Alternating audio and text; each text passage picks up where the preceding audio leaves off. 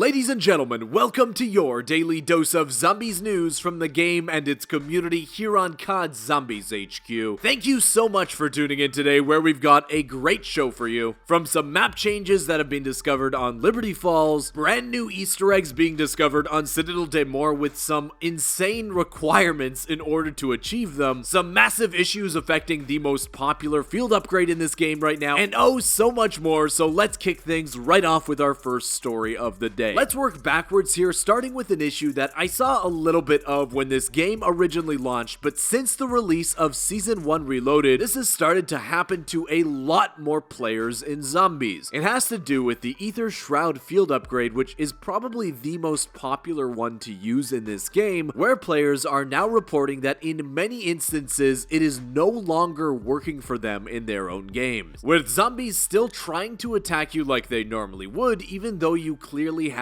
Aether Shroud active. Honestly, I've seen more zombies players go down because of this glitch than any other I've seemed to cover in this game so far. So if you are an Aether Shroud user, especially if you seem to be playing Citadelle Des Morts, be very aware that when you do pop your Aether Shroud, you get into some trouble. If the zombies still seem to be attacking you, you're affected by this glitch. Use a Casimir, use a decoy, use a chopper gunner or mutant inject, because that's the only way to get yourself out of a sticky situation. Next up, a brand new Easter egg was discovered here on Citadelle Des Morts with a very odd requirement in order to unlock it, where the Easter egg requires you to use the cannon fast travel system 100 times, resulting in the 100th time you use it flinging you into a different location, where instead of landing on the roof near spawn, you'll land smack dab in the middle of the bell tower, which has it spit out 2 monkeys as a reward, as well as starts to ring its bell constantly, attracting all of the zombies on the map just like a monkey would for a limited amount of time. Now, when it comes to the hunt for new side Easter eggs that still haven't been found on this map, this clock tower seems to be one of the big targets of the zombies community right now, after a zombies player noticed that within the gameplay trailer there seems to be a way to set the entire bell tower on fire, with players theorizing that the cannon that you used for the fast travel Easter egg might also be used for this potential one as well, perhaps involving the fire sword as well as some kind of cannonball that can be found on the map. But the hunt for that potential Easter egg is still ongoing. Next up, 2 quick back-to-back stories about double tap within Black Ops 6 Zombies. The first one comes from Josh Woocool, who noticed that in the original promotional art we got for Season 1 Reloaded, a new Christmas-themed operator skin originally contained the logo for the double tap perk plastered onto it. But since that skin released, Treyarch actually changed it from double tap to the Deadshot Daiquiri logo, with seemingly no explanation as to why. Now, with double tap rumored to potentially return in this game, the change could be because they weren't supposed to be featuring double tap until it's actually announced and released in the game,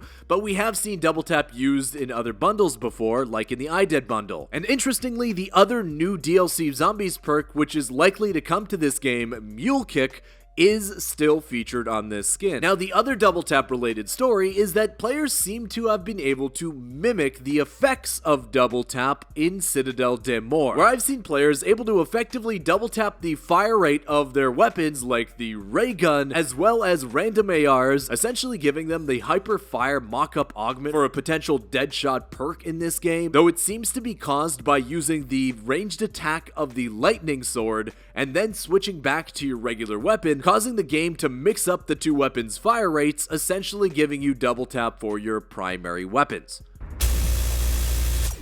Something fun to try in your own game and mimic the effects of double tap until we see it officially in game. Next up, players have noticed another new change on the Liberty Falls Zombies map, where on the map itself, Treyarch has changed the Aetherella trap, changing all of the Aetherella trap's dialogue from what it was before this update into a version that honestly doesn't sound that great, with the reason for the change being the same one that is causing panic in Treyarch right now, where Aetherella was originally voiced by the same voice actress that voiced Sam or Samantha Maxis on the map, who had her voice lines entirely replaced across all 3 maps in this game, as well as during the main Easter egg. If you aren't aware at this point, the reason why is because of the union that a lot of voice actors that lend their voices and acting skills to Black Ops 6 Zombies has asked Activision as well as several other big game developers for protection against the use of AI within their contracts, essentially meaning that these big game companies can't just use AI to clone their voices in future projects without compensating them. As of right now, Activision has refused to budge on these requests, likely leading to the recasting of pretty much all of the voice actors we've seen in Black Ops 6 Zombies up until this point. A very serious situation that we're already starting to feel in this game, and one where I'm hoping that with all of the talk around this issue, Activision will give the voice actors the support they deserve and ensure they won't use AI to steal their voices in the future. Okay, next up, Treyarch themselves seems to have mistakenly leaked upcoming Zombies DLC content, where when viewing the background of the still ongoing Gobblegum Mania event, you can see 4 Gobblegums that aren't actually in this game right now. The 4 of them being the Quacknarok Gobblegum, which puts duck floats on zombies, Fear in the Headlights, where zombies seen by the player won't move, that was a super popular one back in Black Ops 3,